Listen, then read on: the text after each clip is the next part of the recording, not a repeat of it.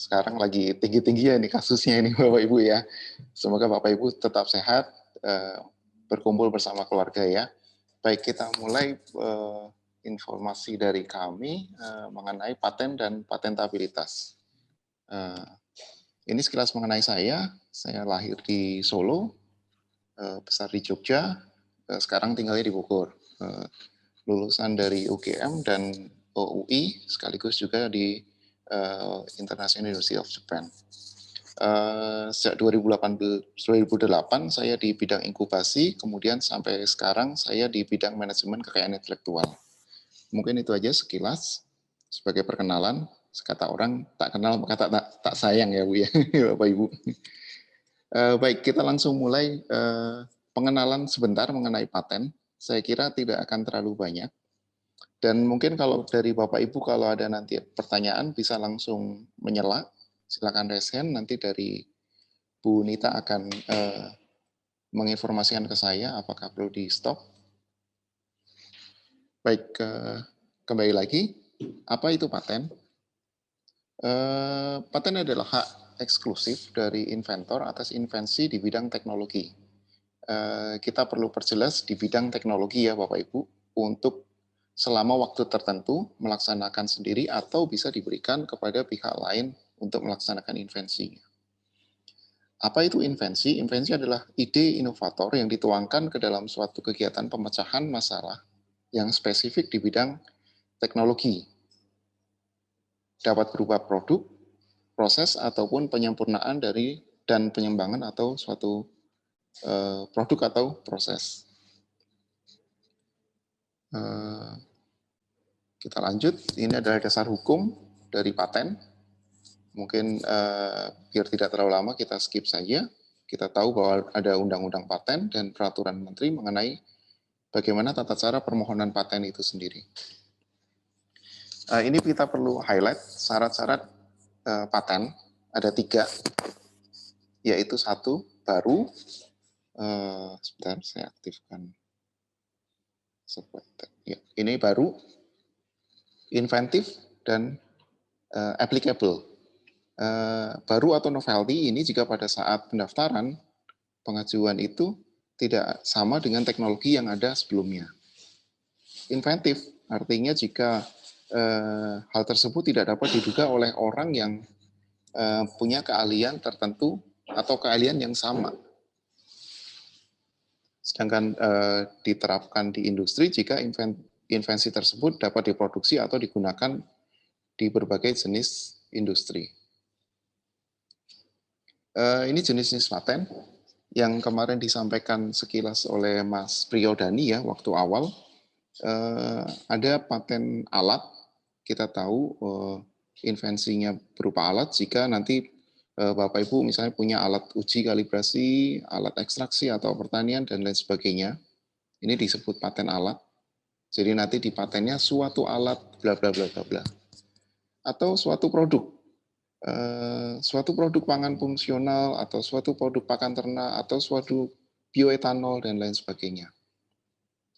Atau suatu sistem. Kalau suatu sistem adalah beberapa produk atau alat yang bergabung menjadi satu kesatuan sehingga membentuk suatu fungsi baru. Misalnya sistem transportasi, sistem mekatronik, sistem ekstraksi, atau telekomunikasi. Atau juga paten metode, yaitu dari kesatuan dari alat, produk atau sistem yang kita bisa jelaskan misalnya suatu alat dan metodenya atau suatu produk dengan metode atau suatu sistem dengan metode itu. Baik, saya rasa itu nanti kita bisa perdalam, tapi ini sekilas saja. Ini jenis-jenis paten. Paten ada 2, ada paten sederhana dan paten, atau mungkin bisa disebut paten biasa. Nanti yang sering saya sebut dan teman-teman sebut itu biasanya kita arahkan ke namanya paten biasa ya Bapak Ibu. Bedanya apa? Setiap paten sederhana intinya adalah pengembangan dari invensi lain yang sudah ada sebelumnya. Kalau paten biasa mengandung langkah inventif. Ini perlu nanti kita highlight. bahwa paten biasa itu bisa diterapkan industri juga, paten sederhana juga bisa, tapi intinya adalah pengembangan dari invensi lain yang sudah ada sebelumnya. Ini bedanya, paten sederhana semuanya ada novelty-nya, harus, ini adalah wajib, wajib kifayah ya, wajib ain, maaf. Jadi kalau paten sederhana harus baru, paten biasa juga harus baru, tapi paten sederhana pengembangan proyek proses yang sudah ada, kalau paten biasa itu mengandung langkah-langkah inventif. Seperti yang tadi, tidak bisa diduga oleh inventor lain yang bidangnya sama.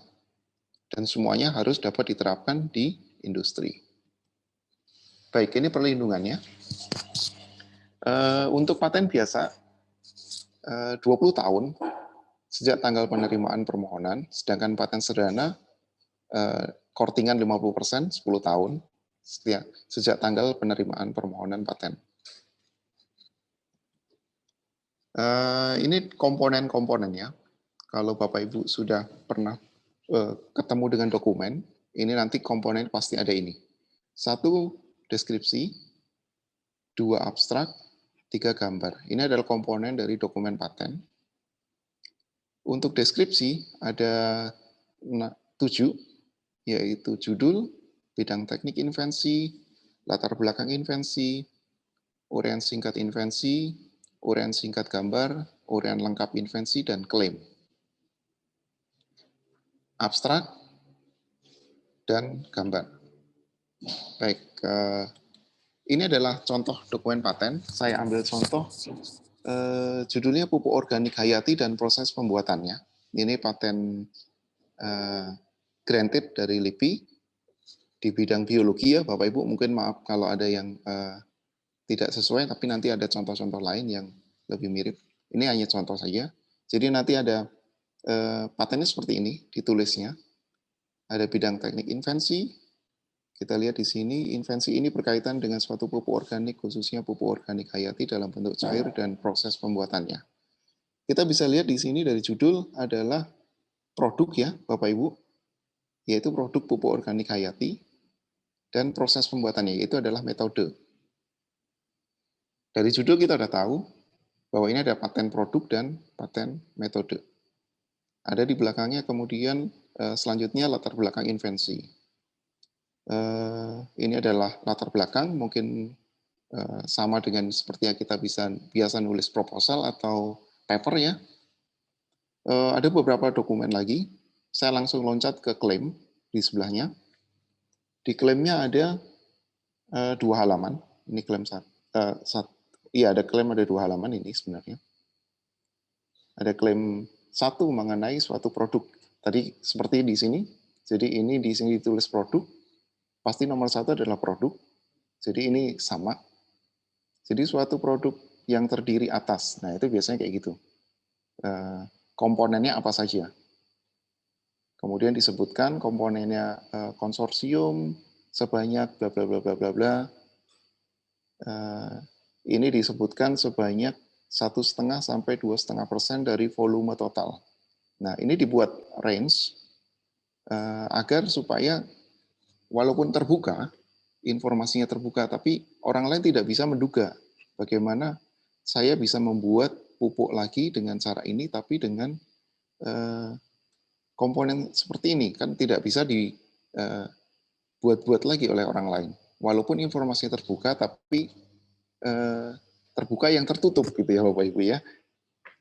Jadi kelihatan terbuka, tapi orang lain tentu tidak bisa membuat hal yang sama dengan melihat komponen sini. Harus tanya lagi ke inventornya. Dan juga di sini disebutkan bahan media. Ini salah satu trik juga Bapak Ibu. Jadi disembunyikan informasinya detail mengenai apa selain konsorsium ini. Jadi orang lain begitu melihat dokumen ini, walaupun namanya paten itu terbuka, sifatnya terbuka, tapi orang lain tidak bisa sembarangan meniru. Karena beberapa informasi kita sembunyikan. Nah, ini salah satu trik nanti Bapak Ibu ketika menulis dokumen nanti dibuat range seperti ini, dan juga dibuat bahan-bahan media bisa untuk menyembunyikan informasi detail. Kemudian kita kembali lagi, di sini kita tadi lihat di sini adalah judul adalah produk dan proses. Pasti nomor 2, klaim nomor 2 adalah proses.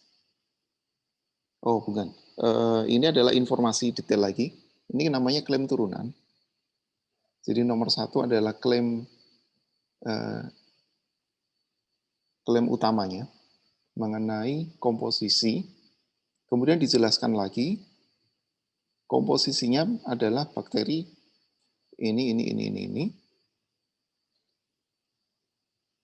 Kemudian nomor selanjutnya kita lihat nomor 3, klaim 3. Ini masih berhubungan dengan klaim 1. Suatu pupuk organik hayati cair sebagai anak klaim 1. Jadi nomor 2 dan nomor 3 ini berinduk ke klaim 1. Kita lihat di sini komponennya. Jadi di sini ada semua komponennya. Artinya ketika ada produk lain yang berusaha diklaim dengan nama pupuk organik hayati cair, ini berusaha ditutupi, didominasi oleh paten ini. Jadi kalau ada produk yang mengandung sumber karbon C, karbon nitrogen dengan fosfor, mikroelemen sebanyak kira-kira sebegini, otomatis melanggar klaim dari paten pupuk organik hayati cair ini.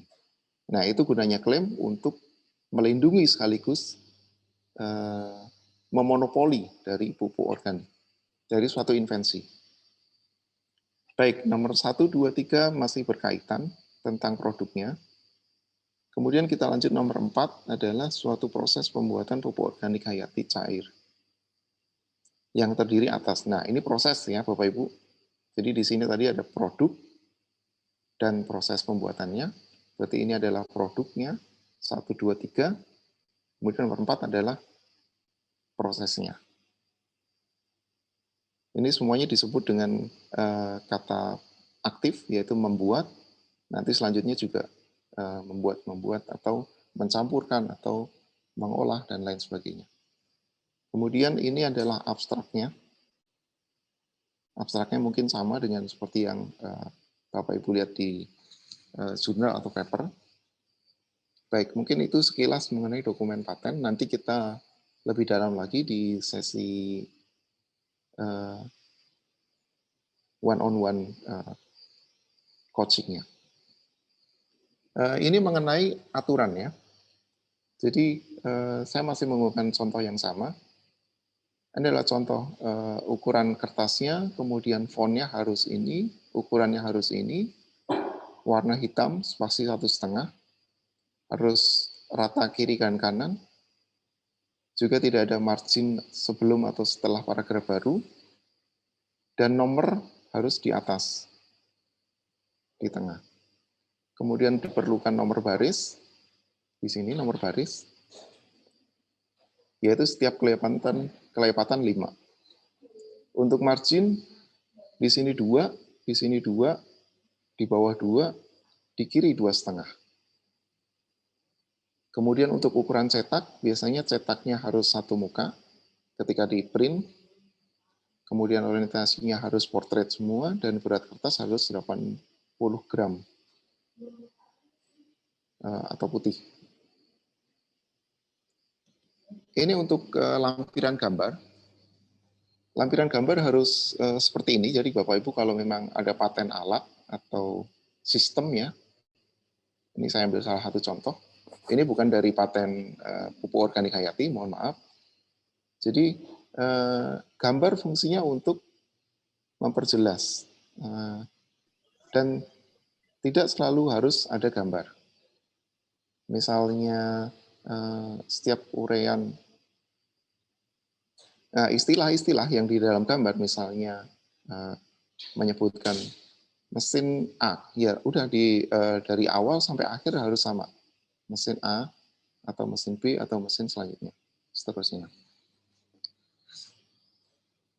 Di sini tidak boleh ada tulisan, tidak boleh ada kata-kata. hanya boleh huruf dan angka. Jadi di sini ada indeks sebagai informasi nanti disampaikan di penjelasan lengkap ya dari komponen-komponen ini.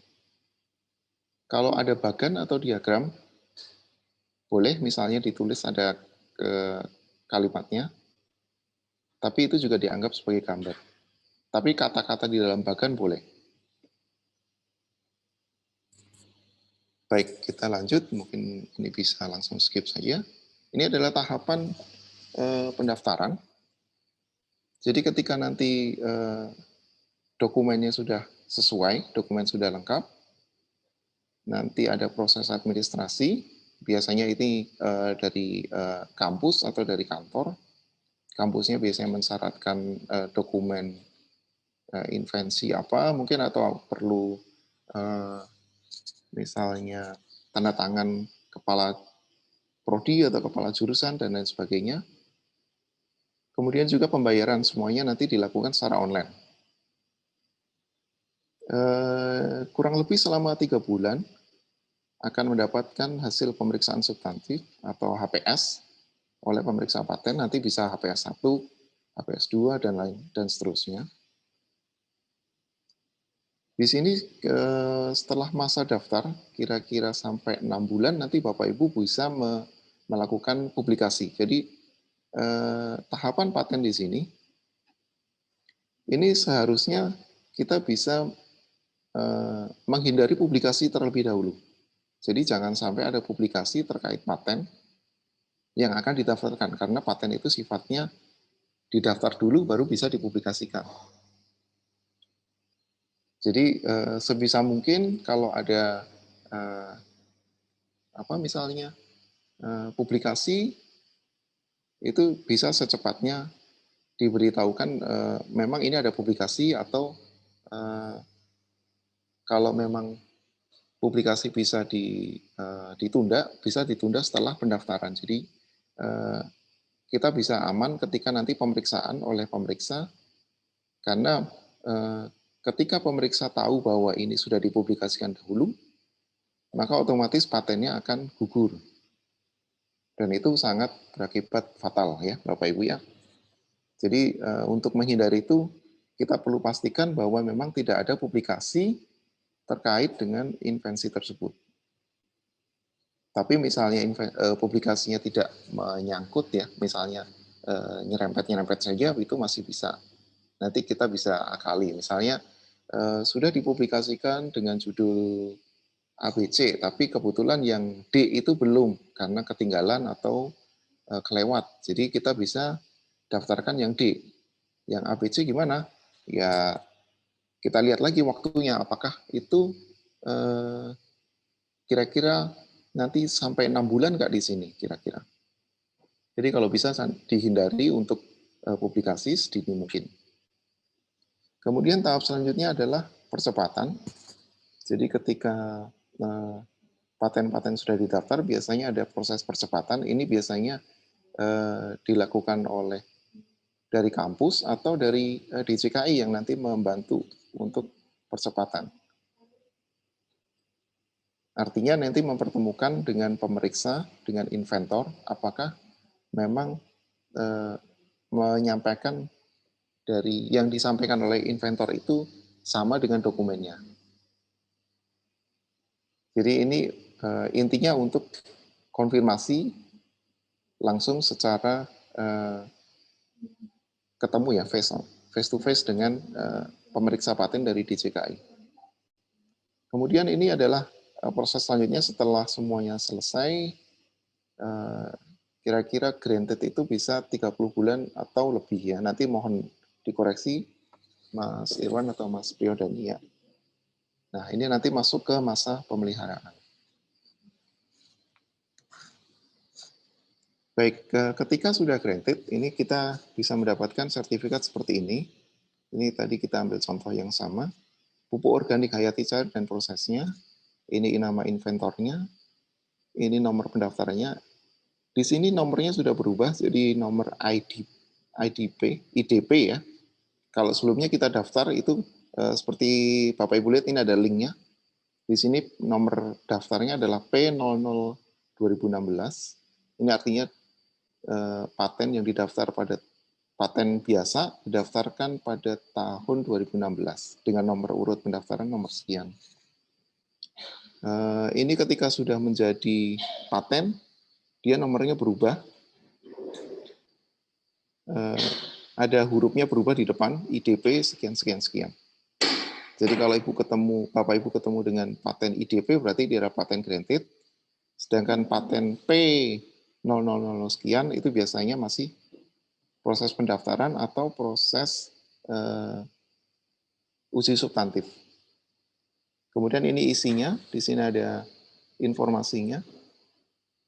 Di sini ada tanggal daftarnya, tanggal penerimaan permohonan, tanggal pengumuman paten, nama pemiliknya, kemudian nama inventornya. Di sini kami selalu menggunakan nama pemiliknya adalah LIPI, kemudian inventornya adalah peneliti yang bersangkutan. Jadi pemilik adalah lembaga, kemudian inventor adalah perorangan. Ini di sini ada judul, invensi, kemudian ini ada abstraknya. Baik, itu untuk sekilas saja mengenai paten dan detailnya. Kita lanjut ke analisis patentabilitas. Masih semangat Bapak Ibu? Masih. Boleh di-insert tanya sedikit? Oh boleh Pak, silakan Pak. Tadi kan dikatakan dari mulai permohonan sampai dengan granted. Ya. Yang ingin saya tanyakan, apakah dalam kegiatan ini juga LIPI akan membantu mendampingi sampai granted atau cuma sampai setelah didaftar lepas sudah selesai? Oh baik. Jadi yang kami lakukan, kami bantu sampai dengan kelengkapan dokumen ini. Artinya gitu. yang di sini nih Pak, sampai ini selesai. Karena ini memang butuh keahlian khusus, maka kami nanti bisa asistensi di sini sampai dengan proses ini selesai. Nah, tentu di sini ini tentu di proses di Bapak ya, pembayaran di Bapak, semuanya di Bapak ya, karena memang nanti dibayar dan dilakukan oleh kampus ya Pak ya. Nah, kemudian mungkin kalau memang ada nanti pemeriksaan, nanti kita bisa kontak ketika ada pemeriksaan, misalnya Bapak Ibu merasa ini maksudnya apa ya? Pemeriksa bilangnya bahwa misalnya klaimnya tidak jelas gitu. Mungkin nanti Bapak Ibu bisa kontak kami secara personal. Kita bisa bantu. Oh, mungkin maksudnya seperti ini, Bapak. Kita coba nanti perbaikinya harusnya seperti ini gitu. Itu nah, ini sisanya sebenarnya ini berjalan natural sih Pak sebenarnya. Artinya begitu Bapak Ibu sudah menguasai di sini, otomatis di sini itu sebenarnya tinggal berjalan saja Pak. Mungkin itu Bapak. Baik, terima kasih Mas Adi. Baik, ada lagi mungkin kalau ada pertanyaan lain Bapak Ibu? Izin bertanya Pak Adi. Silakan Pak Dadan. Iya, jadi tadi disebutkan pada tahap-tahap awal pendaftaran itu jangan dulu publikasi gitu. Iya, betul Pak. Nah, yang dimaksud itu publikasi di mana? Yang kedua, kadang kita kan output dalam penelitian itu ada paten juga, ada publikasi ilmiah. Iya, betul. Batasannya di mana publikasi ilmiah ini jangan sampai mendahului paten yang diajukan begitu. Karena masih ada irisan sedikit, bagaimana? Nah, itu dia. Sebenarnya publikasi itu mungkin nanti bisa dibantu Mas Irwan ya. Publikasi saya jelaskan sedikit. Publikasi yang kita maksud adalah publikasi menyeluruh dari suatu informasi dari invensi itu, Pak. Artinya ketika Bapak punya invensi mengenai apa ya, kita ambil contoh ya, pupuk organik tadi ya, Pak ya. Ya. Bapak punya paten pupuk organik, Bapak jelaskan semuanya, metodenya, pembuatannya, kemudian komponennya, kemudian cara pembuatannya, detail semuanya di situ. Itu tentu saja menutup dari invensi Bapak untuk didaftarkan di paten. Tapi kalau memang di publikasi itu disebutkan hanya hal-hal yang non-detail, seperti misalnya yang disebutkan di itu hanya selain komponen, tapi tidak disebutkan detail, misalnya saya bawa lagi sebentar, di sini. Nah ini, di sini kan disebutkan beberapa komponen ya Pak ya, bahan medianya yang disebutkan. Nah, jika Bapak tidak menyebutkan misalnya volumenya gitu, atau mungkin bisa dihilangkan informasi detail seperti yang lain, komponen nitrogen atau ini, sebenarnya tidak masalah gitu Pak. Atau mungkin malah judulnya sedikit berbeda, misalnya bukan pupuk organik hayati cair misalnya di publikasi, tapi bakteri-bakteri yang membantu pertumbuhan tanaman gitu. Jadi lebih ke komponen bakteri. Bukan disebutkan produksi pupuknya. Itu sangat memungkinkan untuk bisa didaftarkan paten karena masing-masing sepertinya berdiri sendiri gitu. Tapi bagi Bapak sebagai inventor itu tahu bahwa itu sebenarnya bersinggungan gitu. Tapi untuk orang yang tidak ahli atau orang yang ahli harus menggali dulu informasi itu. Gitu mungkin Pak. Baik, Pak. Mas Irwan mungkin bisa nambahkan? Atau Mas Priodani? Sudah Mas Adi, cukup. Oh ya, Cukup, baik. cukup ya. Oh ya, satu lagi misalnya diterbitkan masih ada masa terbitnya ya Bapak Ibu, biasanya kalau jurnal itu. Jadi kalau sampai informasinya kalau di undang-undang itu adalah terbit ya. Jadi ketika tanggal terbitnya si jurnal itu kapan, itu yang kita tarik sampai dengan tanggal pendaftaran. Jadi apakah itu 3 bulan atau enggak, nanti baru kita bisa ambil. Kalau memang kurang dari 3 bulan artinya itu masih aman. Tapi kalau lewat dari itu baru kita agak waspada. Kita perlu lihat lagi ke kontennya. Tapi memang kalau memang itu masih dekat dengan masa pendaftaran, itu masih aman, saya kira. Baik, mungkin kita bisa lanjut ke patentabilitas. Apa sih analisis patentabilitas itu? Analisis patentabilitas adalah aktivitas untuk menganalisis paten-paten sebelumnya yang masih berkaitan dengan invensi yang didaftarkan. Apa gunanya? Gunanya adalah mengetahui kebaruan dari invensi kita sendiri.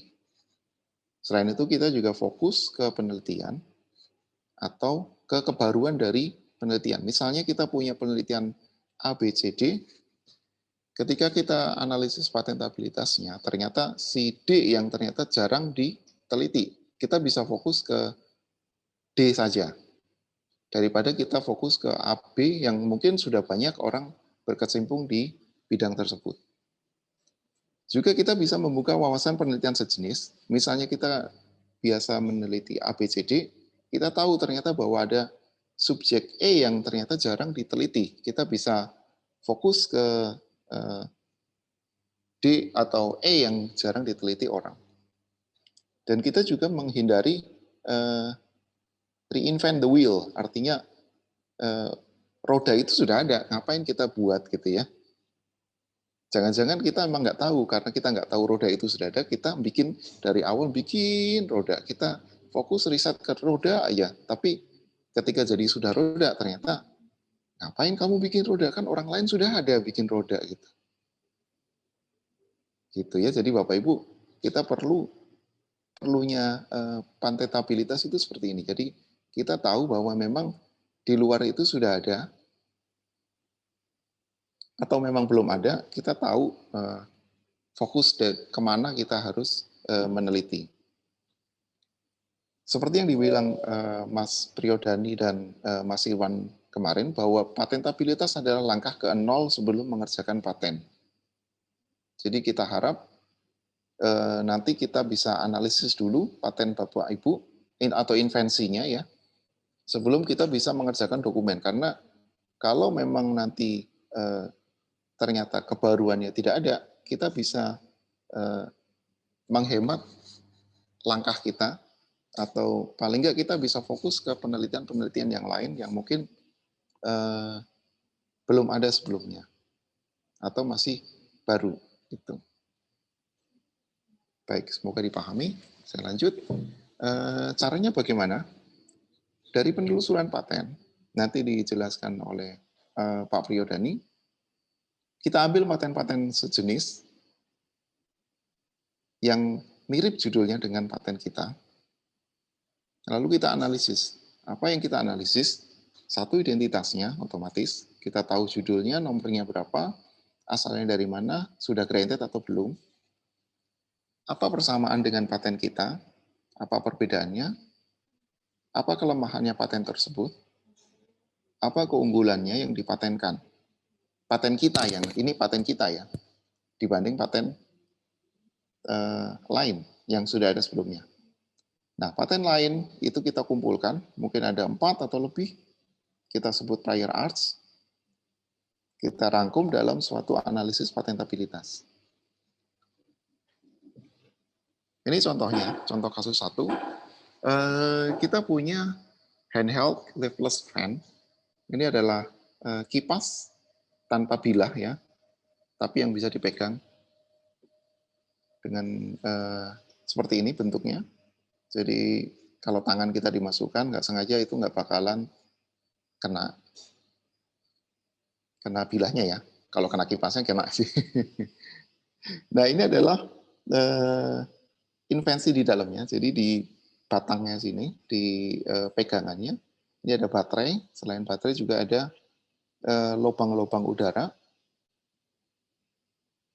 Di sini ada bilah untuk memutar angin atau menarik angin hingga mendorong impeller ini. Impeller akan mendorong melewati nozzle. Nah, apakah ada produk prior art dari kipas ini? Tentu ada, banyak. Jadi kita bisa lihat kipas tanpa fan ini, ada kipas duduk, ada kipas gantung, ada kipas dinding. Jadi prior art dari ini adalah kipas dengan invensi yang sudah ada sebelumnya. Bisa kipas duduk, kipas gantung, atau kipas dinding. Bagaimana cara menganalisisnya? Kita bisa kita bisa rekap semuanya ke dalam satu Excel, ya Bapak Ibu. Misalnya ini kipas jinjing ya, kita sebut kipas jinjing tanpa bilah. Di sini kita sebutkan fiturnya, ini fitur yang akan diklaim. Misalnya kita ambil di sini ada nozzle, kemudian tiangnya ada impeller, kemudian mendorong udara menuju nozzle. Kemudian udara juga masuk, ditarik oleh impeller. Ini adalah fitur yang diklaim. Jadi nanti klaimnya bisa kita buat suatu alat kipas jinjing tanpa bilah di mana terdapat nozzle di pada bagian bla bla bla bla, kemudian di mana terdapat tiang penyangga yang di dalamnya terdapat bla bla bla bla, kemudian suatu kipas di mana sekumpulan udara di sekitar tempat masuknya ditarik oleh impeller. Kemudian ini adalah prior art. Prior art seperti yang kita tahu bahwa ada prior art sebelumnya adalah kipas duduk, kipas gantung, dan kipas dinding. Kita tinggal perbandingkan. Misalnya di sini ada nozzle, apakah di sini ada nozzle? Ternyata tidak. Di sini juga tidak ada nozzle karena bentuknya kipas duduk. Kemudian juga tiang penyangga fungsinya untuk menarik udara dan juga terdapat impeller. Di sini penyangganya hanya berfungsi untuk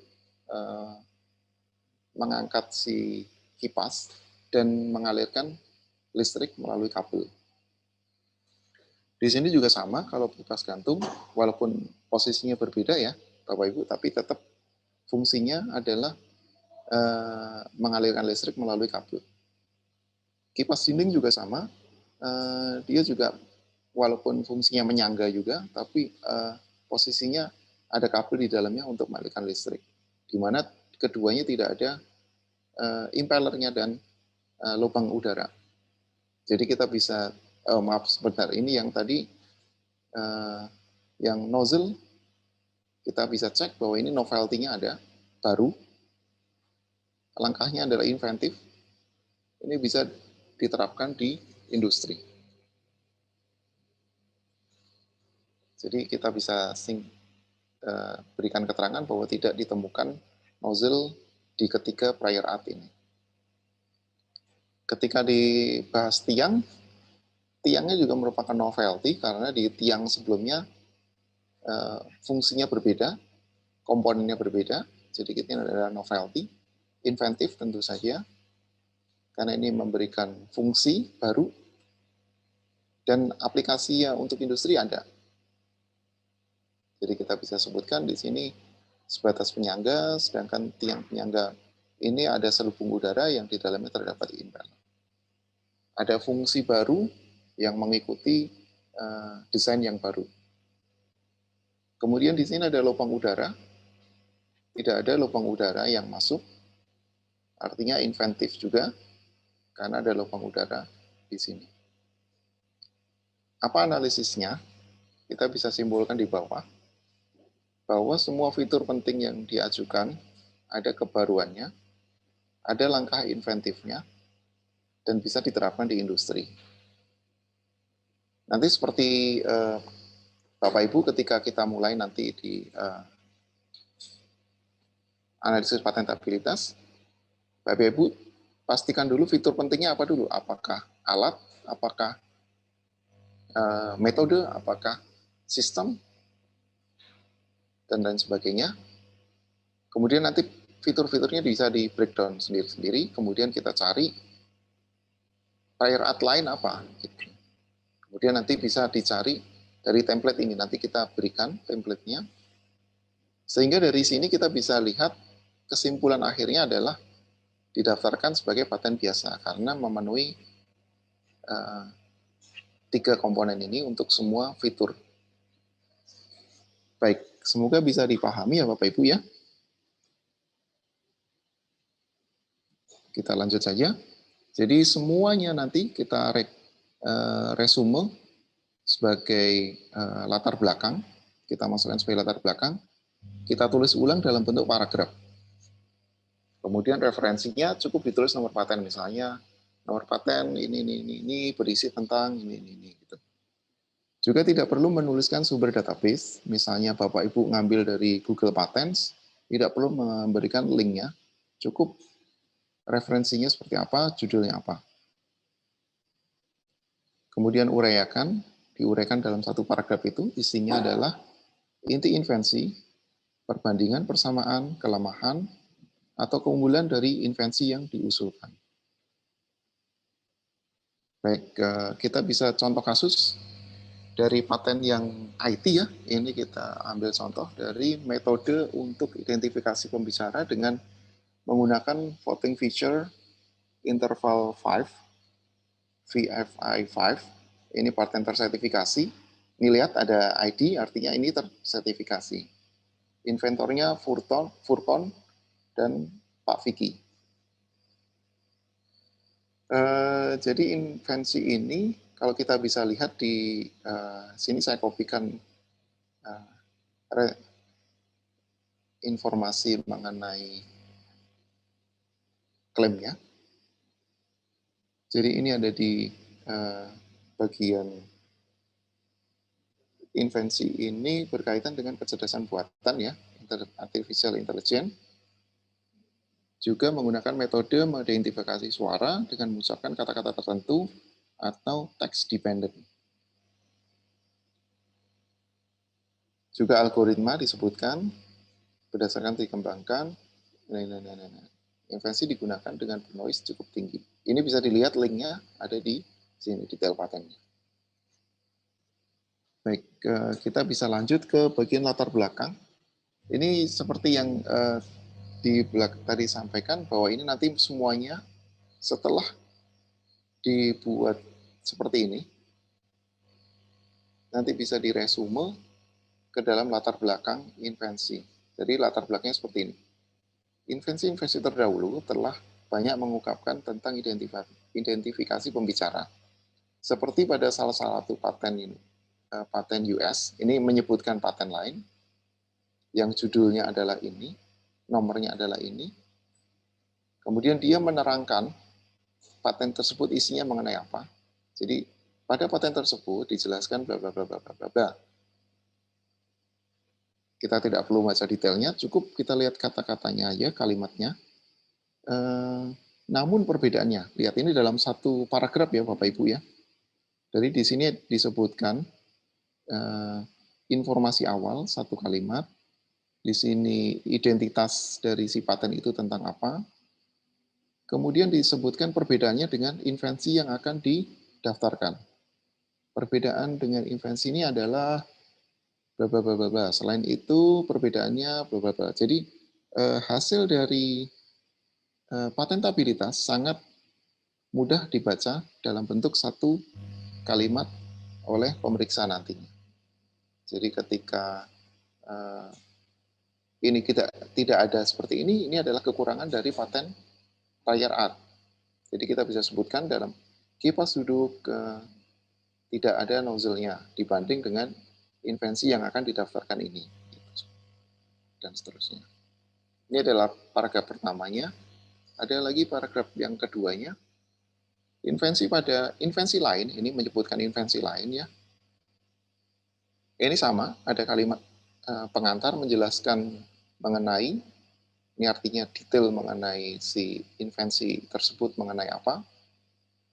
Kemudian disebutkan juga kalimat namun pada invensi tersebut. Artinya ini adalah kekurangan dari invensi lain yang bisa diatasi oleh paten ini. Baik itu untuk latar belakang. Ini untuk hasil klaimnya. Jadi disebutkan adalah metodenya seperti apa. Metodenya terdiri dari satu, merekam, menyimpan, mengekstraksi, kemudian menyimpan, membentuk, mengidentifikasi. Kemudian ada dua ternyata, klaim 1 dan klaim 2. Klaim 2 mengenai metode lebih detail mengenai klaim 1. Ini artinya klaim turunan dari 1. Bahwa tahapannya ketika tahapan identifikasi, di sini ada identifikasi. Jadi bagian F ini diterangkan lagi lebih detail di klaim 2. Merekam, mengekstraksi, menyimpan, melakukan, dan menyimpan pada akhirnya. Jadi di sini, seperti yang disampaikan oleh Mas Priyodani pada waktu yang lalu ya, waktu awal. Jadi tidak ada sama sekali di sini algoritma ya Bapak Ibu ya, walaupun ini tentang paten IT. Di sini tidak ada semua bahasa-bahasa yang mudah dipahami, baik oleh orang biasa maupun orang IT. Tidak ada bahasa teknis di sini, walaupun terlihat mendetail tapi tidak ada teknis seperti menggunakan